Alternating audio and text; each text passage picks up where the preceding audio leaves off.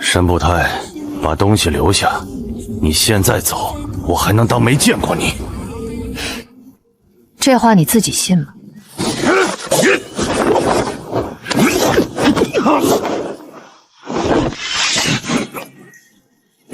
花轿案是谁让你们做的？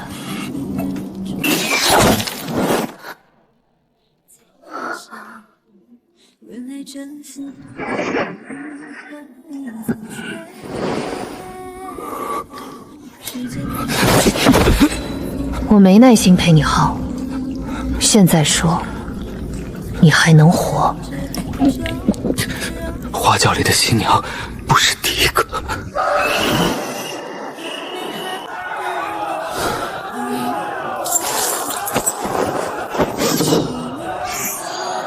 京城里最出名的病弱贵人只有一个，宁王萧灵燕。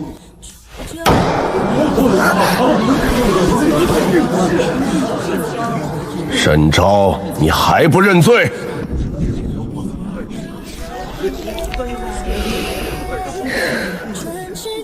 沈昭，我妹妹今日出嫁，连喜街都没走出去，就死在花轿里。你收钱放走凶手的时候，有没有想过她才17岁？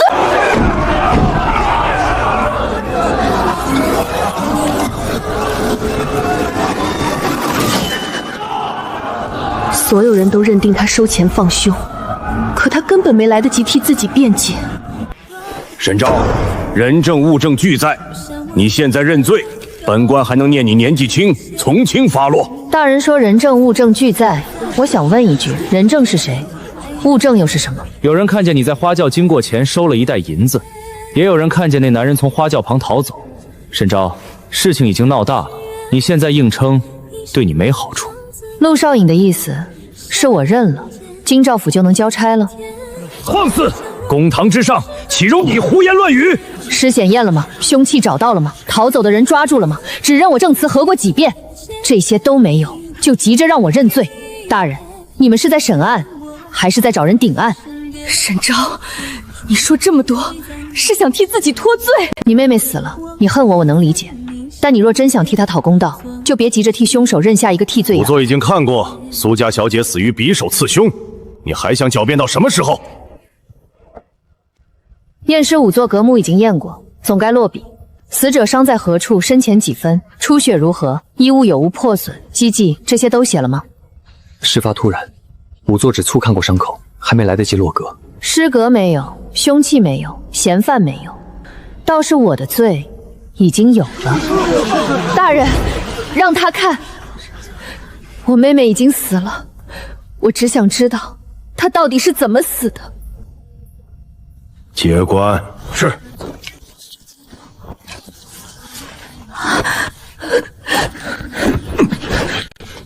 绑着看。沈昭。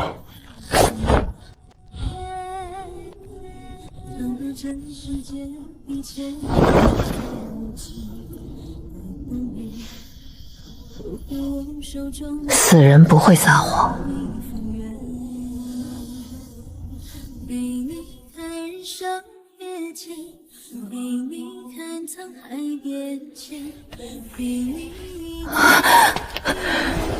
我不会伤他。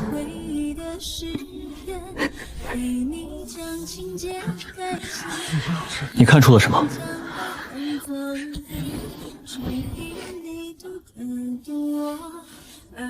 轿内看着乱，可乱得太刻意。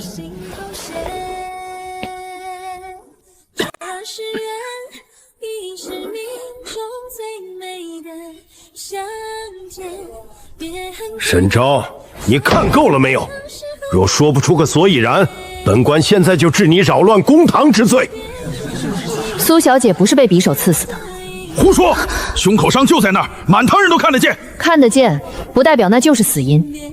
这这一刀是死后补的，真正让他断气的是脖子上的勒痕。可我妹妹一直坐在花轿里，外面那么多人看着，谁能进去勒她？这就是凶手聪明的地方，他不一定是从外面冲进去的，他原本就在送亲队伍里，也有机会靠近花轿，甚至进入轿中。比起让我认罪，大人不如先查查这个。真正杀他的人不在轿外，在轿里。沈昭，你最好想清楚再说。今日公堂之上不是你胡乱攀扯的地方。是不是胡乱攀扯？大人让仵作再验一次就知道了。来，你先前验过苏家小姐，说她死于匕首刺胸。回大人，先前只是粗验，胸口伤处最显，小人便先报了刀伤。劳烦您再看看这里。大人，颈上的确有勒痕，痕迹极细，像是细线所致。若不细看，很容易被盖头压痕和妆粉遮过去。所以我妹妹不是被人一刀刺死的？不是，她先被细线勒住颈部，之后才被人补上一刀。她是先被勒死，之后才被人补了胸口那一刀。那一刀是给外人看的，目的是让所有人以为她死于当街刺杀。你怎么确定刀伤是后补的？有没有可能他先中刀，后来又被勒住脖子？若活着时中刀，血会往内山深处进，也会随着挣扎留下喷溅和擦蹭。他临死前真正抓过的东西是细线，若他先中刀，本能反应应该是去按伤口，不会只留下这种痕迹。就算苏小姐死因有疑，也不能证明你没有收钱放人。若是外面的人一刀刺进去，血迹该顺着刀势带出来，可这里更是这一洞上，更是后来抹上去的。新娘若真在轿中被刺杀，挣扎时留下的痕迹不会这么整齐，这里更像是有人事后补出来的。那凶手到底怎么进去的？花轿那么小，外头又都是人，这就要问送亲队伍了。小什么都不知道。青天大老爷明鉴啊！老身只是个送亲的，哪敢害苏小姐？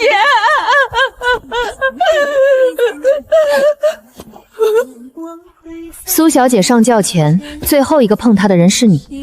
是老身，新娘子上轿前总要有人扶一把，压一压盖头，这都是规矩。那你扶她上轿时，她人还清醒吗？清醒得很，她还同老身说了几句家常呢。她说了什么？我妹妹出门前心里紧张，若真同你说了话，你不会一点都记不住。苏小姐嫌轿里闷，让她把盖头压松些。你撒谎！我妹妹从小怕冷，不怕闷。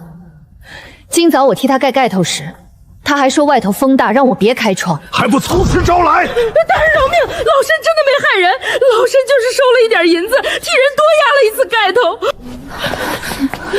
你进轿的时候，苏小姐还活着吗？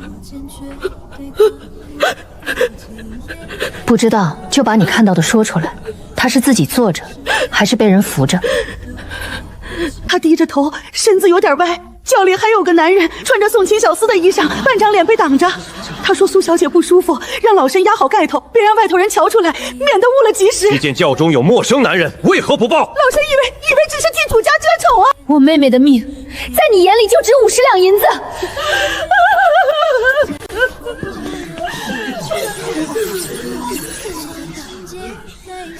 胸口刀伤和轿内血迹，成了所谓刺杀证据。大人，现在能重审了吗？即便花轿案另有内警，你身上的嫌疑也没有洗清，指认你收银子的人还在，逃走的男人也尚未归案，所以更该查。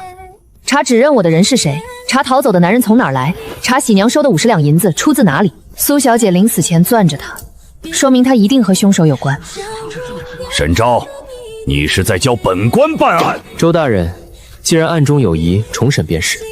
人命案查慢些不要紧，查错了才是真正麻烦。宁王殿下说的是。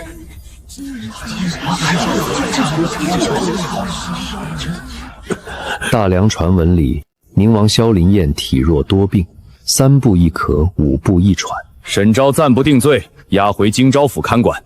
花轿案重审，送亲队伍所有人不得离京。大人，沈昭身上嫌疑未清，我知道，但在真凶抓到之前，苏家愿替他做保，至少别让他不明不白死在牢里。沈昭，你以前不会这些。陆少颖以前也没认真看过我。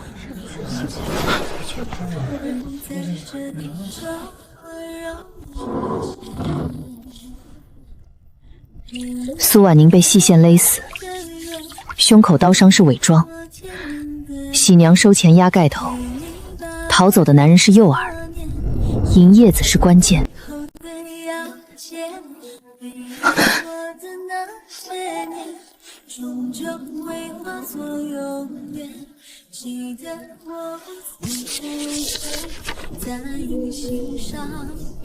一个刚从死罪里捡回半条命的小捕快，当夜摸进京城最大的地下毒坊，那不叫查案，那叫把自己洗干净送上砧板。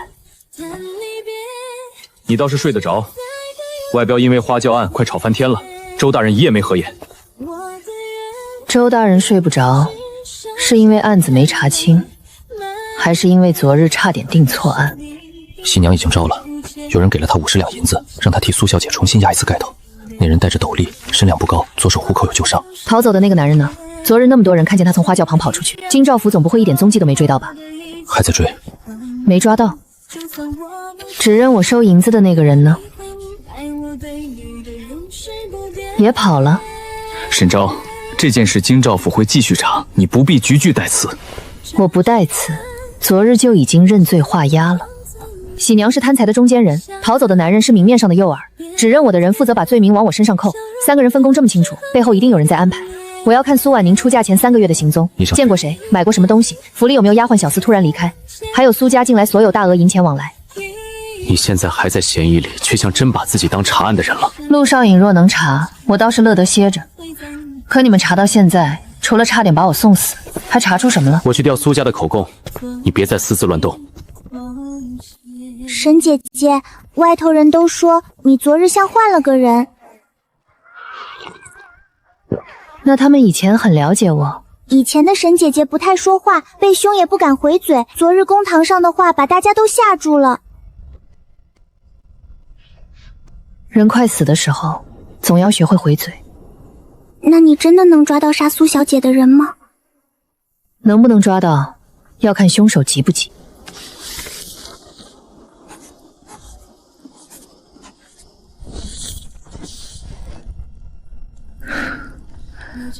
最后一次，他去了长乐坊附近的一间胭脂铺。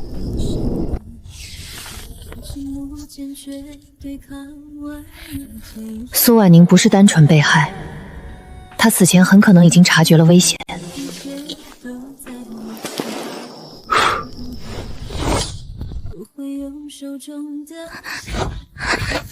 沈姐姐，你真要去啊？陆少颖要是知道我帮你出去，一定会罚我的。所以别让他知道。长乐坊不是什么好地方，府里的人都说那里进去容易，出来难。你要是遇到危险，就别硬撑，先回来再说。放心，我这个人惜命。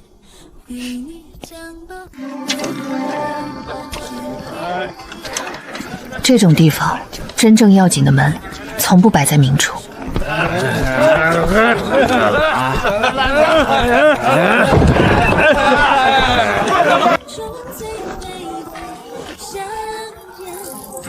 新面孔，谁带来的？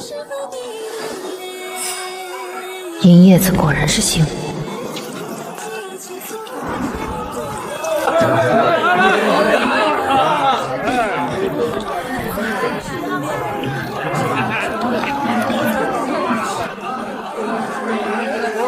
那里不像普通赌客能进的地方。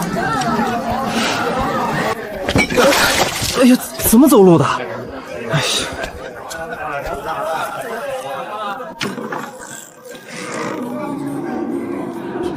石阶尽头有一股很淡的血腥味。甲7送南城，乙3入苏府，丙9转旧仓。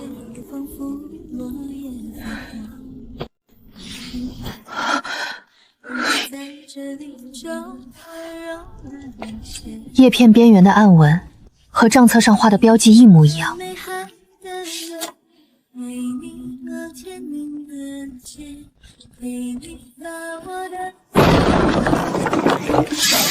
这不是寻常打手，是后来我在开篇里遇到的那场围杀。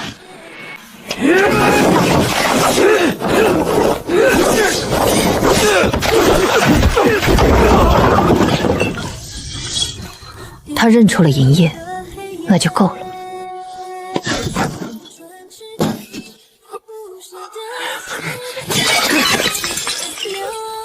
花轿案是谁让你们做的？我不知道。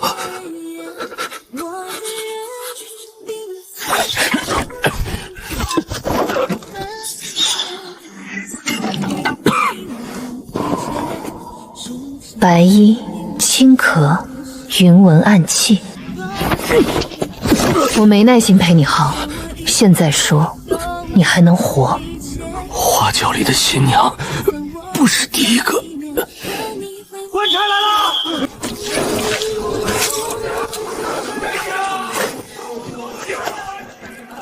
京城里最出名的病弱贵人只有一个，宁王萧灵燕。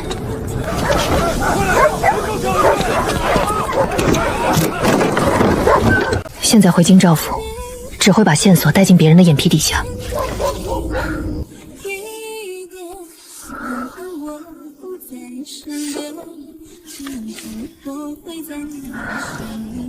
宁王府别院，萧灵燕暗中救我，线索却又指向宁王府，他到底是在帮我查案，还是在把我往他的局里引？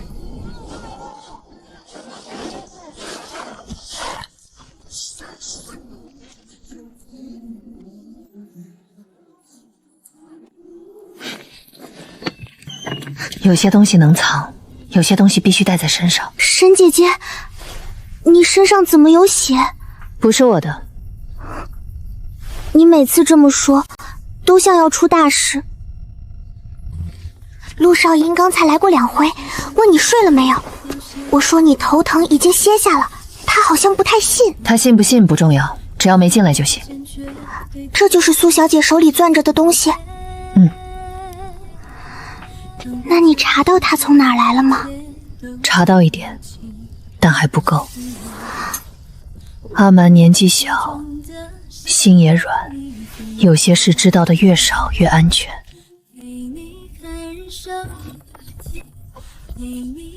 你昨夜出去了？陆少英一大早过来，就为了问这个。沈昭，你现在还没洗清嫌疑，京兆府只是暂时看押你，不是放你自由行动。你若再私自离开，一旦出事，我未必能保你。你想保我，还是想保京兆府？都有。帮我查这几个地方：苏府、长乐坊、城西旧仓，不要走明面，别让周怀正知道。你到底从哪儿弄来的？你先查，查完若觉得我该说，我再说。沈昭，我可以帮你查，但你也得答应我，别再一个人往危险地方闯。昨日公堂上我没有护住你，是我失职，可我不想再看你被人抓住把柄。陆廷舟不坏，只是太懂官场，也太知道怎么避祸。行，我尽量。你这句尽量听着比不答应还吓人。不去危险地方，那是不可能的。有些门正大光明进不去，就只能夜里翻墙。王府守卫比京兆府严得多。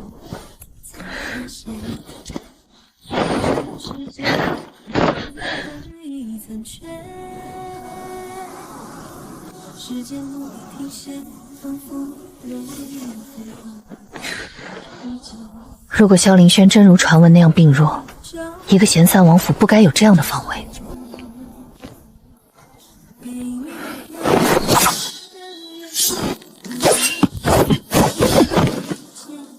他不是要杀我，是要试我。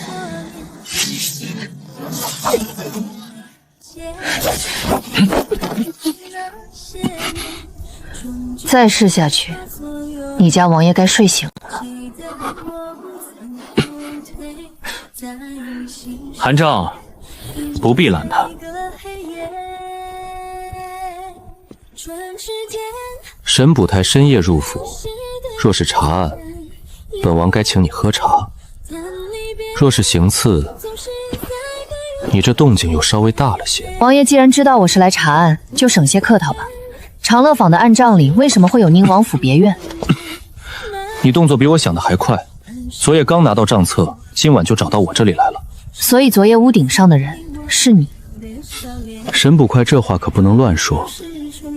京城人人都知道，本王病弱，夜风都吹不得，更别说去长乐坊屋顶替你挡箭了。王爷若真柔弱，刚才就该躲不开。沈捕头示人的方式实在不怎么客气。夜闯王府的人本来也没打算客气。那你现在试出来了？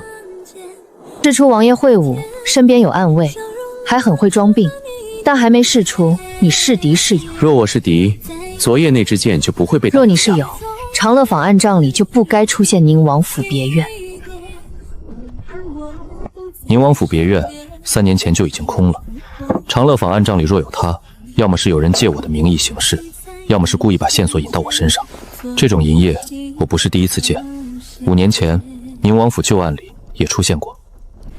先帝末年，有人指控宁王府私藏军械，勾结边将。宁王府旧案那一夜，王府旧部死了很多人，账册被烧，证人失踪，所有证据最后都指向我父王。后来呢？后来宁王府只剩我一个病秧子，朝中许多人便放心了。所以你也在查乐坊？查了很久，只是他们藏得深，每次碰到线头就有人断尾求生。苏家小姐的死，是这几年里第一次有人把银叶攥在手里带出来。王爷既然早知道银叶有问题，为什么不早查？苏婉宁死了，喜娘被利用，原主也差点被你们这条线害死。你们暗地里斗了这么多年，死的却都是旁人。沈昭，注意你跟王爷说话的分寸。你说的对，死的都是旁人，所以我这些年查得越久，越不敢轻易动手。没有证据，掀不开这张网，只会让更多人被灭口。那你把纸条塞给我，是想让我替你冲在前面？是，我需要一个能站在明处查案的人，你需要暗处的线索和保命的退路。沈昭，我们不是彼此信任，只是眼下目标相同。我不替任何人卖命，我也没有要你卖命。你查你的案，我查我的旧账，查到同一处时，互相递一把刀。若有一日你觉得我也在局里，大可以把刀指向我。长乐坊背后是谁？现在还不能确定，但他牵着毒坊、商路、官府暗账，甚至可能牵着工部旧仓。单凭一个花轿案，动不了背后的人。那就从能动的开始。喜娘见过那个穿宋清小丝衣裳的人。苏婉宁出嫁前去过长乐坊附近的胭脂铺，案账里有城西旧仓，先查旧仓。沈部长果然不喜欢绕路，绕路容易死人。那你看看这个。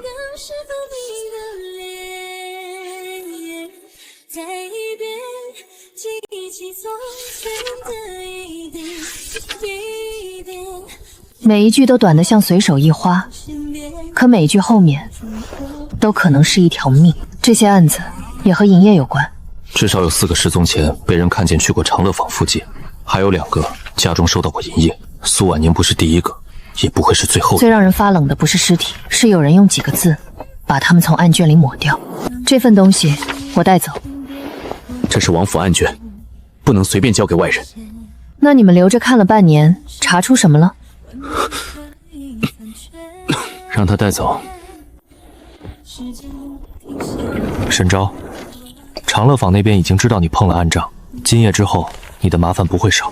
你若还想一个人扛，未必扛得住。王爷是想说你能护我？我可以替你挡一部分案件，但明面上的路还是得你自己走。那王爷最好挡准一点，我的后辈不喜欢交给不熟的人。巧了，本王也不轻易替人挡箭。像一柄藏在鞘里的刀。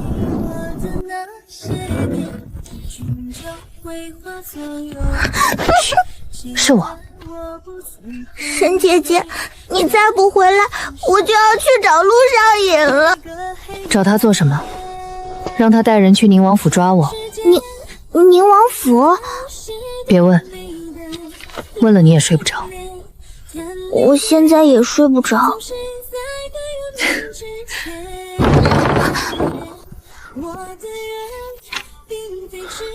你昨夜是不是又出去了？陆少英现在问这个，像不像明知故问？沈昭，我昨日才同你说过，不要再一个人往危险地方闯。我也说了，尽量。所以你根本没打算听。陆少隐，若每条线索都等官府批文，等层层上拜，等上面点头，苏婉宁的尸体现在已经入土了，我也已经认罪了。你比我清楚，有些案子不是查不到，是不想查。你昨夜查到了什么？近半年京城失踪女子17人，你先看看。这些都是旧案，有些已经结了。私奔逃奴、走失、无名尸，结的倒是干净。可他们失踪前都去过长乐坊附近，其中2户人家还收到过银液。这份卷宗从哪来的？若这些案子真有关联，那花轿案就不是单独命案，是有人在京城里长期拐人杀人，还能让官府一次次草草结案。所以我需要卷宗房里所有女子失踪案的原卷，包括那些被判成私奔逃奴走失的。这次你若还怕担责，我就自己去偷。你说话能不能别总像拿刀戳人？习惯了，改改。看情况。我去调卷宗，但你得答应我，看可以，不能私自带走。还有，义庄那边没有我的手令，你进不去。我带你去。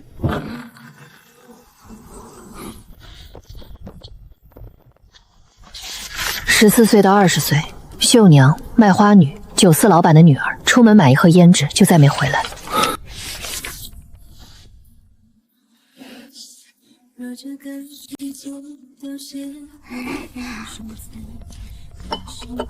柳杏儿，你认识？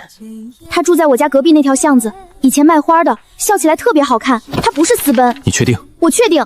她娘病着，家里还有个弟弟，她怎么可能私奔？她失踪那天，她娘还在巷口找了一夜，后来来府衙报案，衙门的人说杏儿姐姐可能是跟人跑了，不让她娘再闹。没多久，她娘也病死了，她弟弟被亲戚接走，后来就没人再提这事儿了。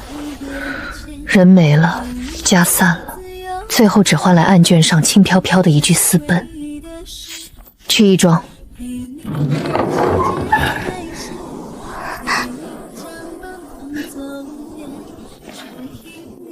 验尸不是为了血气，是为了让这些已经开不了口的人再给自己说一次话。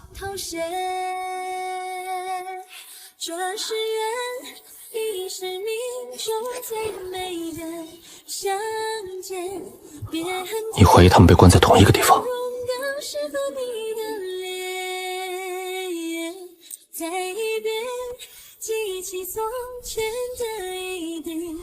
至少有几个人去过同一个地方。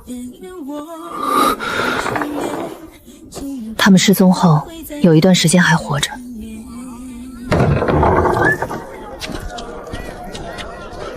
苏姑娘，你怎么来了？我听说沈捕头在查长乐坊，苏家有几间铺子在那附近，我让人去问了问。我妹妹出嫁前1个月，确实去过长乐坊附近的胭脂铺，她没有只买口珠，还曾让掌柜替她传过一句话，传给谁？一个叫柳杏儿的卖花女。柳杏儿，若我出事，查营业。这是我在她旧装栏里找到的。昨日之前，我一直以为她只是婚前心绪不宁乱写的。他在查柳杏儿的失踪，他查到了营业，所以她死在花轿里。沈昭，我之前恨错了人，可我现在不想说那些没用的话。你告诉我，我能做什么？你继续查苏家商路，尤其是和长乐坊、城西仓运有关的铺子，不要惊动太多人。越是平时看起来干净的账，越要查。好。那我们现在去城西。你又想一个人去？这次不能带太多人。若旧仓真是关押他们的地方，里面的人一定盯着官府动静。你带人从明面查附近仓籍，别靠太近。我先去探路。沈昭，你知道这有多危险吗？知道。知道还去？就是因为知道，才不能让一群衙役敲锣打鼓的过去。陆少隐，你不是想查案吗？那就别只想着把我拦下来，去做你该做的事。1个时辰，1个时辰后你若没出来，我带人进去。可以。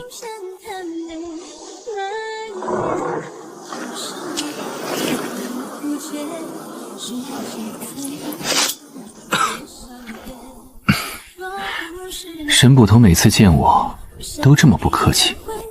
王爷大晚上不在府里养病，跑来这种地方吹风，不怕明日又咳得给全京城看？习惯了。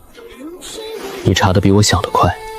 你给的卷宗够明显，那也要有人肯看。那里有一扇小门，守卫半刻一换，里面至少有2层暗室，别走正门。王爷查得这么清楚，之前为什么不进？我进过一次，里面搬空了，只剩几件女子衣物和1枚银叶。之后再查，线索断了。这次未必会断，所以我来了。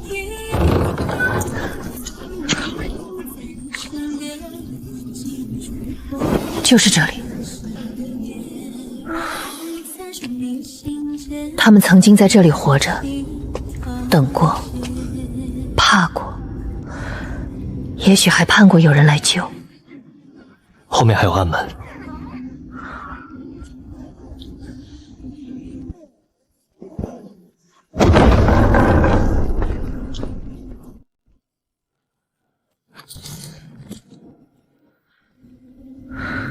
这些不是证物，是他们最后留下来的痕迹。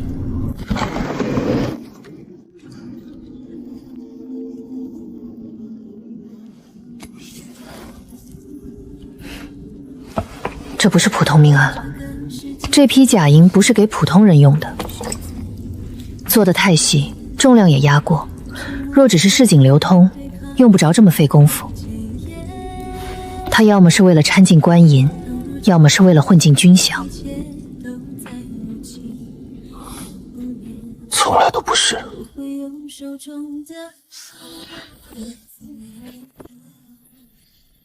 若这些军械流向边关，死的就不止京城里的17个姑娘。所以不能只拿几件遗物回去，图纸、模具、案账都要带走。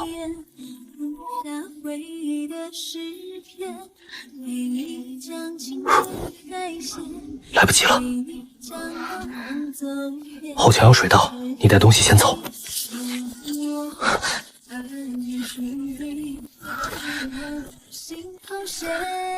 你呢？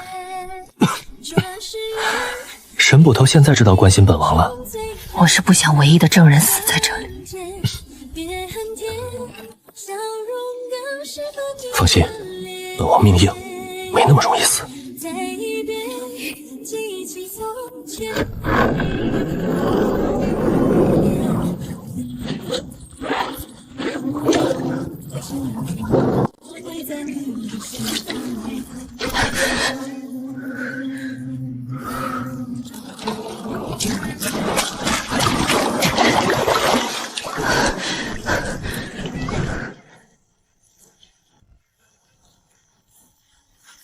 烧得这么快，说明旧仓里的人早有准备。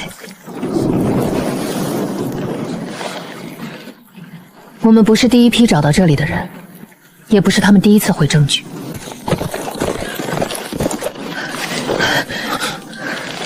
你从旧仓带出来的？旧仓已经被烧了，这些是我抢出来的。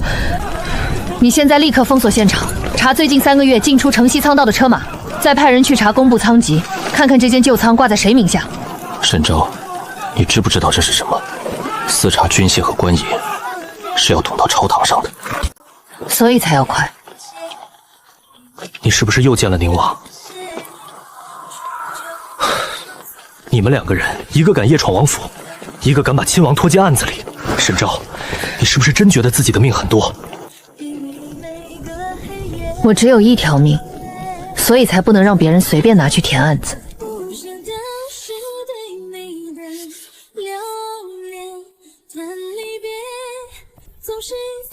御史台来人了，来拿我。他们凭什么拿你？旧仓里明明找出了军械图纸，还有那些姑娘的东西，这些都不查，为什么先抓你？沈昭，你涉案未清，又擅自行动，搅得京城人心惶惶，奉命带你回去问话。郑御史，旧仓中确实有军械图纸和假银模具，此时拿它，恐怕会让真正涉案之人有机会灭证。陆少隐是在教御史台办案，下官只是就案论案。沈昭一个小小女捕快，擅闯毒坊，夜探旧仓，还私藏证物。若人人都学他，京城岂不是乱套了？郑御史说的这么清楚，看来对我这几日查过什么很了解。你想说什么？旧仓失火才几个时辰，御史台就知道我夜探旧仓私藏证物。沈昭，郑御史消息这么快，是早就盯着案子，还是早就盯着我？牙尖嘴利，带走。沈昭，他们不能这样带你走。别哭，我不会有事。你每次都这么说，可每次都更危险。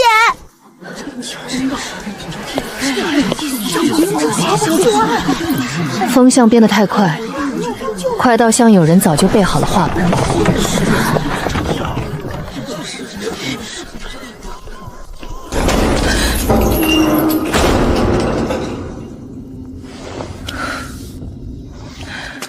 查案查到权贵脚下时，最先被审的往往不是案子，而是查案的人。沈昭，你原本只是花轿案里的一个嫌犯，若老老实实配合审问，未必没有活路。可你偏偏不安分，非要把事情闹大。案子本来就大，不是我闹出来的。苏家死了个女儿，自然可怜。可京城稳不稳，朝堂乱不乱，边关军心动不动，这些才是大事。那些军械图纸呢？假银模具呢？这些也能当没看见？旧仓失火，证据已经不全，你私自带走的东西也不能证明来源。想活命就认下擅闯旧仓，扰乱案情。至于花轿案，你只要承认自己受人蒙蔽，收了银子却不知情，上面未必会要你的命。你笑什么？笑你们连劝人认罪的话都差不多。前几日京兆府也这么劝过我，说我认了就能从轻发落。可我这人命硬，最不爱认别人塞来的罪。沈昭，你不要敬酒不吃吃罚酒。你以为宁王会救你？他自身都未必干净。你查的这些东西牵扯太深，不是你一个小捕头能碰的。那就说明我碰对地方了。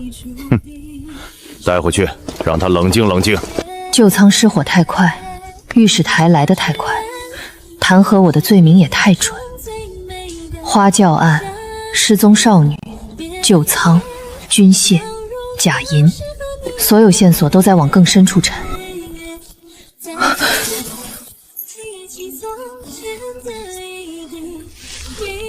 你查的不是失踪少女，是宁王府旧案。原来花轿案不是开端，银叶子也不是开端。若是萧灵燕，她是在提醒我；若不是她，就是有人想挑拨我和宁王府。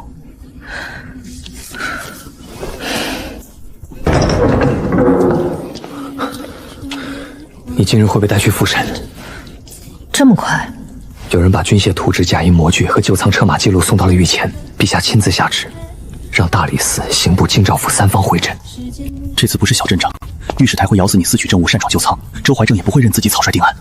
你若只想着逞口舌之快，谁都保不住你。陆少爷，你这是提醒我，还是怕我把你也拖下水？都有。可我昨夜翻了一整晚卷宗，那17名女子的案子确实被压得太草率。苏明渊昨夜送来的，苏家商队查到，近半年有几笔银子从长乐坊流向城西仓运，最后又转进了工部名下的采买账。假账再干净，银子走过的路也会留下影子。你确定够了？只要大理寺的人不是全瞎，就够了。沈昭，你原本只是花轿案嫌犯，却私探长乐坊，擅闯城西旧仓，还私藏军械图纸和假银模具，你可认？不认。我查长乐坊，是因为苏婉宁临死前钻着银牌子；去城西旧仓，是因为长乐坊案账里写着旧仓。至于军械图纸和假银模具，我若不带出来，他们已经和旧仓一起烧成灰了。你说的倒轻巧，证物来源不明，谁知道是不是你故意栽赃？周大人说来源不明，那正好。请问旧仓失火后，京兆府封锁现场了吗？查过仓籍了吗？问过附近车马了吗？旧仓失火后，下官已带人查明，城西旧仓虽挂在废弃仓籍下，近3个月却有车马夜间出入，车级宽度与工部运料车相逢，附近居民也曾听见夜间搬运声。下官昨夜才查到。可有记录？陆廷舟，你既查到这些，为何不早报？且旧仓案发之前，周大人并未下令细查城西仓籍。第一，苏婉宁不是死于匕首刺胸，而是被细线勒杀后补刀伪装。第二，苏婉宁死前查过柳杏儿，柳杏儿是17名失踪女子之一，她并非私奔。此案为何以私奔结案？当时其家人并无确凿证据，只说人不见了。京城每日走失之人不少，府衙人手有限，便暂作私奔处置。弟弟宁彦佑失踪在给家中买药，这样的人私奔，周大人信吗？沈昭，公堂之上不容你煽动情绪。我没有煽动情绪，我只是在说第3件证据。长乐坊近半年有银钱流向城西仓运，在转融部采买账，苏家商队账册可以作证，城西仓运掌柜的签押也在上面。若几位大人愿意查，顺着这条银路，一定能查到假银流向。沈昭暂且无罪释放，留京听审。长乐坊城西旧仓失踪女子案并案重查，京兆府先前卷宗全部移交大理寺。大人，此案尚未查明，若贸然移交，正因为尚未查明，才不能再让京兆府单独查。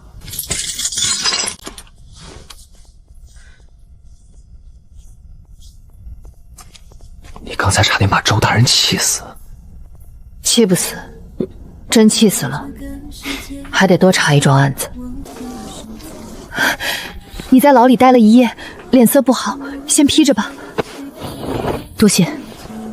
该谢的人是我，若不是你，我妹妹就真的成了一个被匕首刺死的新娘。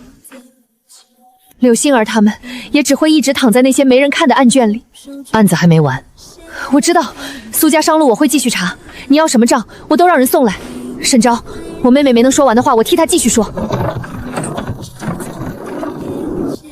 你刚出大理寺，现在一个人回去不安全。我知道。知道你还……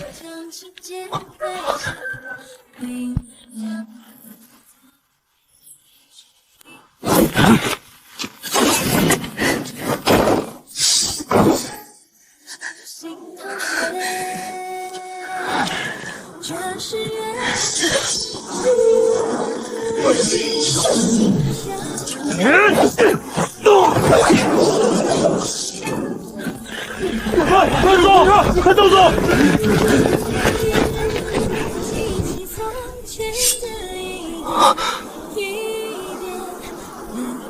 病弱。本王只是今日往日的身体尚可。王爷这身体上的得挺吓人。沈捕口刚脱罪便遇刺，本王若再咳得慢一点，你怕是又要嫌我挡箭不准。能问出是谁派来的吗？问不出太多，这样的人多半不知道真正主子是谁。不过他们来得这么快，说明复审确实戳中了某些人的痛处。我带他们回去审。陆少爷，审人可以，但别把自己搭进去。今夜之后，京兆府未必干净。王爷今日出手，是不打算继续装了？在陆少爷面前，还是要装一装的。至于你，你早就不信了。你找我，不只是为了救我吧？你今日在公堂上把失踪女子案翻出来，下一步就绕不开宁王府旧案。有些东西，与其让别人递纸条挑拨，不如我亲自给你看。那纸条不是你送的？不是。我若要告诉你，不会只写一句半真半假的话。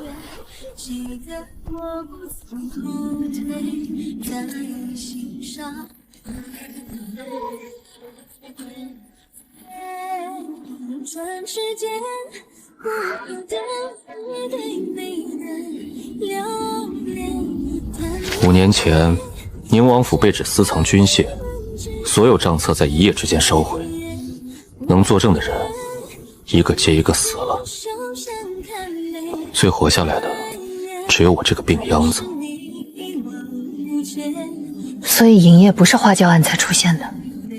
不是，他第一次出现是在宁王府旧案的账房师身旁。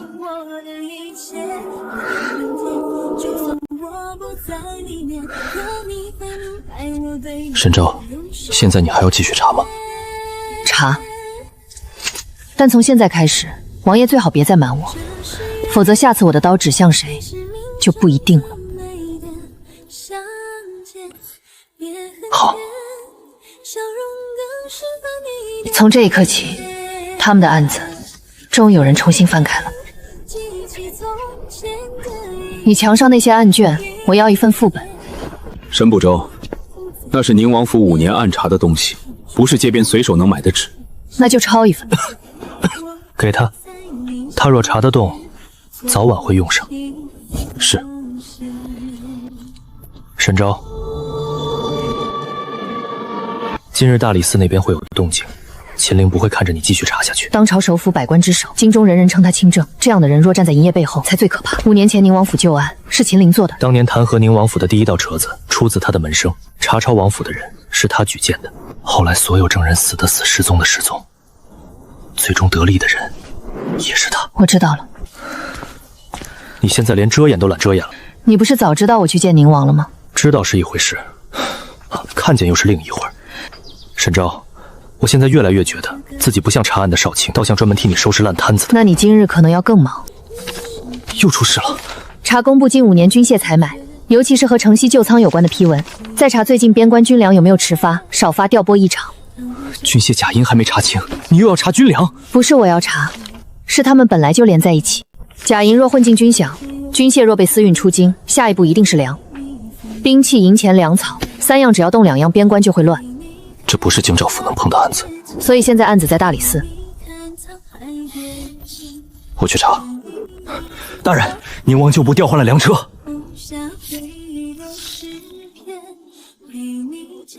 粮车没有出京。我查过苏家的车马行记录，那批粮车在京郊换道后根本没走北门，而是绕回了城南。城南那一片都是皇庄和寺院，寻常商队进不去，我的人只能跟到这里。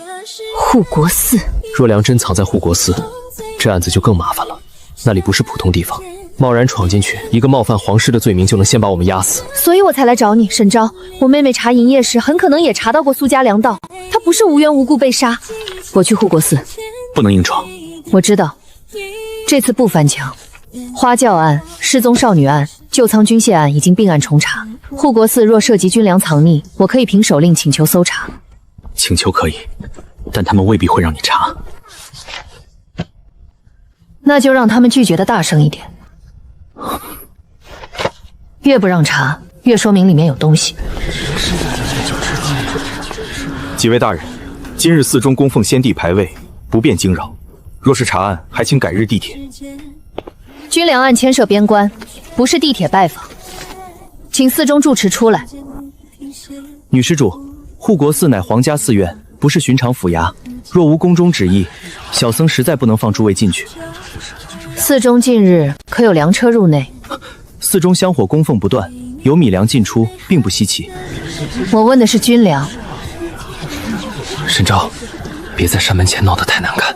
陆少爷，难看的不是查案，是有人把军粮藏进供奉先帝牌位的地方。大理寺奉旨并案重查，花轿命案、失踪少女案、城西旧仓军械假银案，皆牵涉军粮流向。护国寺若问心无愧，就请开门受查；若拒不开门，今日所有人都听见了。护国寺若清白，今日让大理寺入内查验，自然能洗清嫌疑。若执意阻拦，来日边关将士饿着肚子上战场，护国寺担得起，还是拦路的人担得起？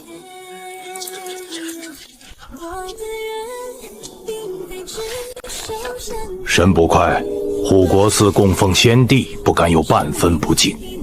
你今日若查不出东西，冒犯皇室的罪名，老衲也担不下。查不出东西，我自己担。但若查得出东西，住持也别急着说自己不知情。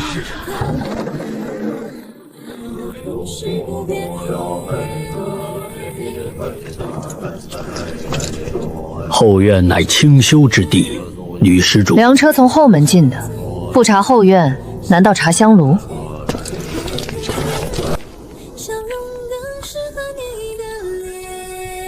再干净的地，也会留下痕迹。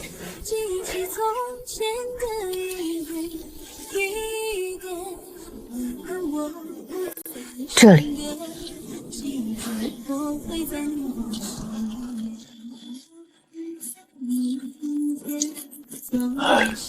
这里供奉旧经，平日无人进去。那就开门。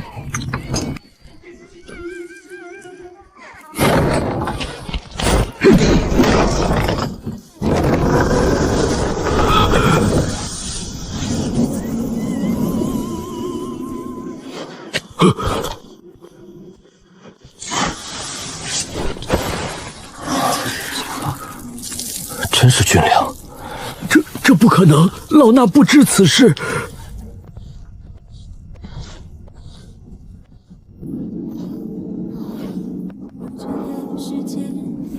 空的。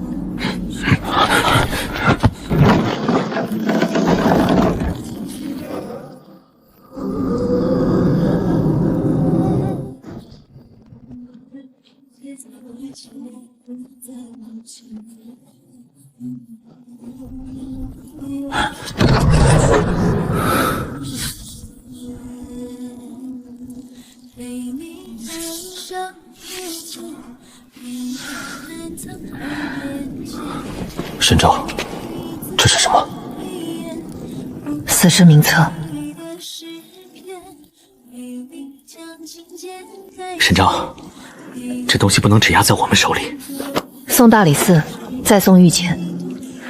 有人扣军粮，私养死尸，再嫁祸宁王旧部，这不是小案子了。神捕快，陆少银，宫里出事了。宁王殿下入宫面圣，主动承认自己多年装病，可首辅秦大人当殿弹劾，说宁王暗养势力，私察朝臣，勾连边军，有谋逆之嫌。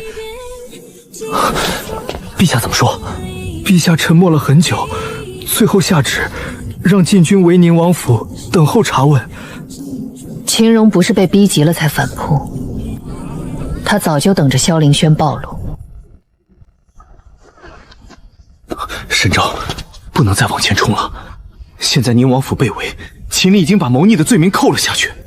你若再被他们抓住错处，谁都救不了你。所以不能等。秦林把军粮藏在护国寺，又让人把死尸名册放在这里，不是失手，是故意让我们找到。他想让所有证据都指向宁王。对，军粮被扣，嫁祸宁王旧部，死尸名册里有刺客名字，下一步就能说这些人受宁王指使。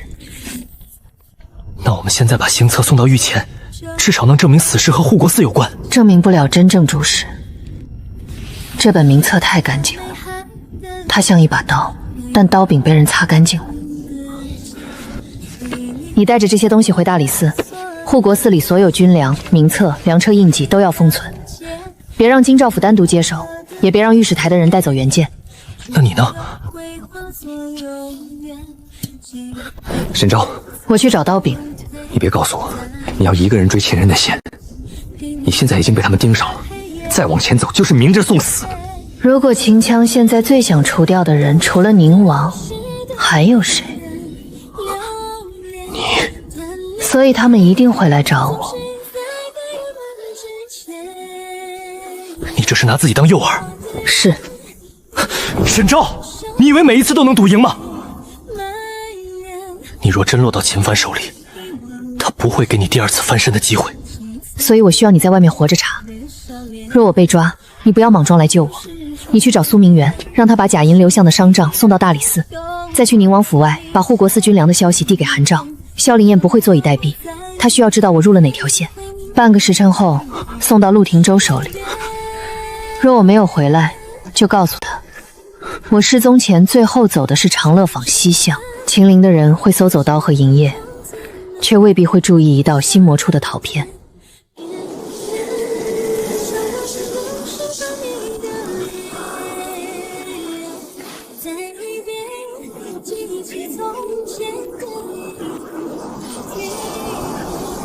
终于现身了。沈捕头，我们大人想见你。你们大人是谁？你查到现在，难道还猜不到吗？沈捕快最好别动手，你若伤了我们，今晚死的人就不一定是你一个。苏家、京兆府那个小丫头，还有帮你调卷的陆少爷，谁都能出点意外。用旁人威胁一个捕快，倒真像你们会做的事。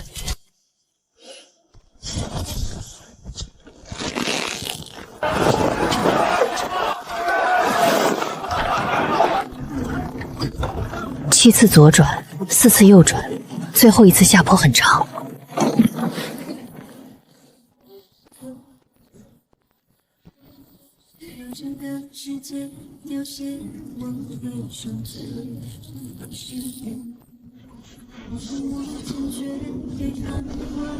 我们大人说了，沈捕头是明白人，不必用那些粗陋手段。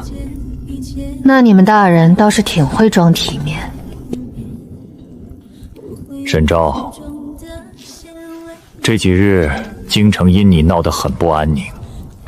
不安宁的是京城，还是秦大人？年轻人有锋芒是好事，但锋芒太过容易伤了自己。你原本只是京兆府一个小捕快，凭本事翻了花轿案，本官其实很欣赏你。所以秦大人请我来司牢里欣赏。案子查到这里，已经不是你能碰的了。你若现在愿意站出来，承认自己被宁王利用，伪造证据攀刀朝臣，本官可以保你不死。秦大人想让我做证人？不是证人，是迷途知返的人。宁王装病多年，暗中豢养势力，利用你查花轿案，把旧案翻出来，为的就是替自己写脱5年前的谋逆罪名。他骗了你，你只要把真相说出来，朝廷不会为难一个被蒙蔽的小捕快。秦大人这番话准备得很全，只可惜我这个人不太会迷途知返，我只会顺着证据往前走。那就可惜了。沈捕头就在这里好好想想，明日天亮前，本官还会给你一次机会。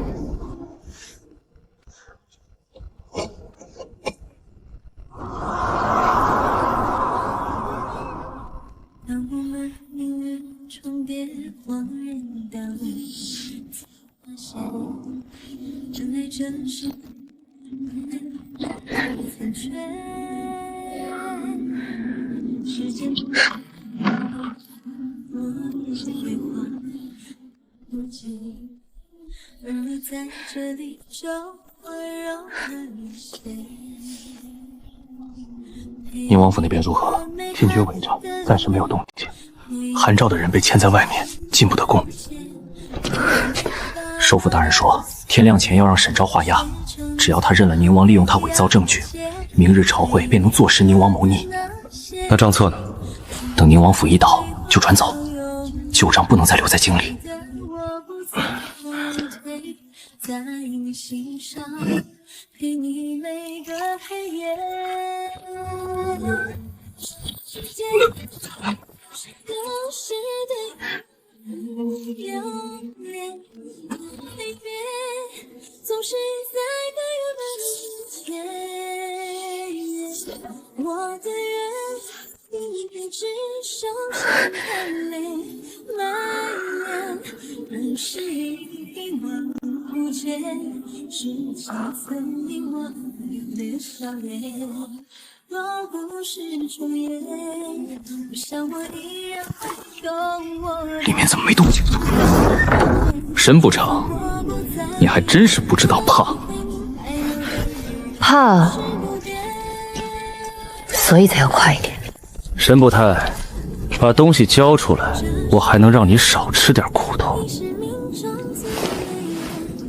这话你自己信吗？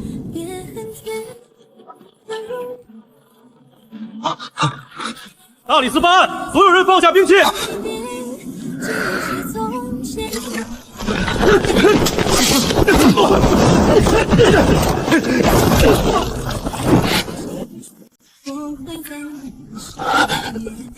你早就留了后手。我这个人惜命，真以为我敢一个人进来，是因为不怕死？沈昭，你下次再拿自己当饵，我一定亲手把你锁进大理寺。先别骂，拿好。这里面有长乐坊暗银、旧仓军械、护国寺军粮，还有秦郎饲养死士的名册。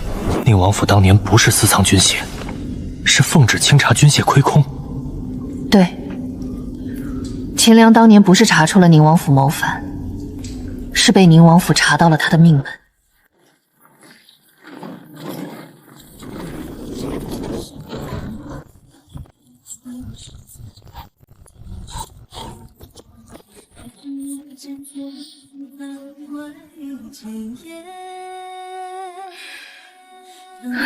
世间一切都在有情，我会用手中的线为你陛下，沈昭不过京兆府一名小捕快，私闯民宅擅取政务，夜会宁王。他所谓证据来源不明，极有可能是宁王为翻旧案而伪造。沈昭，你有何话说？回陛下，臣女没有话要替自己辩，臣女只陈证据。这是长乐坊案账，营业编号、银钱流向、苏府、城西旧仓、护国寺粮道都在其中。回陛下，长乐坊已经封查，案账印记属实。督访案账牵扯市井污秽，如何能攀到朝堂？这是苏家商路账。近半年，长乐坊有数笔银钱经城西仓兵转入工部采买。臣女苏明渊愿以苏家全族声誉作保，账册为真，若有半字虚假，愿受查验。臣女的妹妹苏婉宁死前正在查柳杏儿失踪案，她留下纸条，写若我出事查银业。她不是意外卷入，她是因为查到了这条线，才被杀在花轿里。苏姑娘丧妹心痛，被人利用也不奇怪。秦大人一句被人利用，就想抹掉我妹妹的死吗？陛下，商户之女所言不足以定朝臣之罪。那军粮呢？北境军粮失踪30%，却没有出京，而是藏在护国寺偏庭地下。回陛下，护国寺粮仓为臣与沈昭一同查出，军粮官印数十，死士名资也数十，刺客领银傲号与账册上长乐府暗银编号一致。陆少尹，你曾为京兆府官员，如今为了自保，替沈昭作证，难免有推责之嫌。臣有失察之责，愿受处分。但失察是失察，证据是证据，臣不能因为自己怕担责，就继续让旧案烂在卷宗里。秦青，这些证据你如何解释？臣不知长乐坊暗账，也不知护国寺军粮。若有人借臣名义行事，臣愿自请彻查。但宁王装病多年，暗养势力，私察朝臣，此事却不容忽视。请陛下彻查宁王。宁王装病，谋逆旧案。秦大人说的不错，本王确实装病多年，也确实暗查旧案。可本王为什么装病，为什么查案，秦大人难道不清楚吗？宁王殿下这话，臣听不懂。那本王帮秦大人听懂。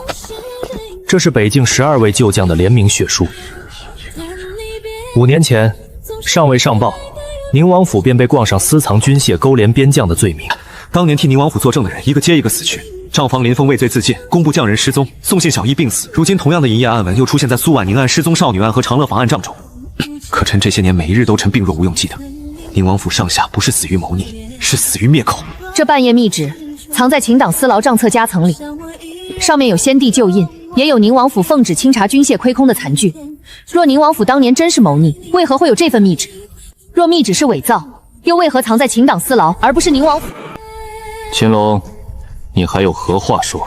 臣为大梁操劳20余年，清查乱党，整肃官场，所做一切皆为朝局安顿。沈昭一个小捕快，懂什么朝堂平衡？你一个小小女捕快，凭什么毁我20年经营？凭你犯下的每一桩案子，都有人记得。苏婉宁记得，所以她死前攥着银叶；柳杏儿的母亲记得，所以到死都不信女儿私奔；宁王府旧部记得，所以5年后还有人愿意联名作证。你以为把人杀了，卷宗烧了，真相就没了？秦大人，案子不会自己开口，但总有人会替他们说话。秦中一党交由大理寺刑部督察院3司会诊，宁王府旧案重启，所有相关卷宗重新核查，花轿案、失踪少女案、军械假银案并案清算。沈昭，你想要什么赏赐？臣女只求一事，重查京中羁押冤案，设立女提刑官一职，准许我查案。准了。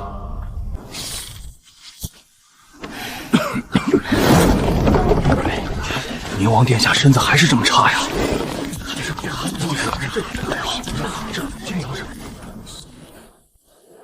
还装？在外人面前，本王总得给沈大人留些英雄救美的机会。少来，城南出了新案，走不走？沈大人亲自来请，本王哪敢不走？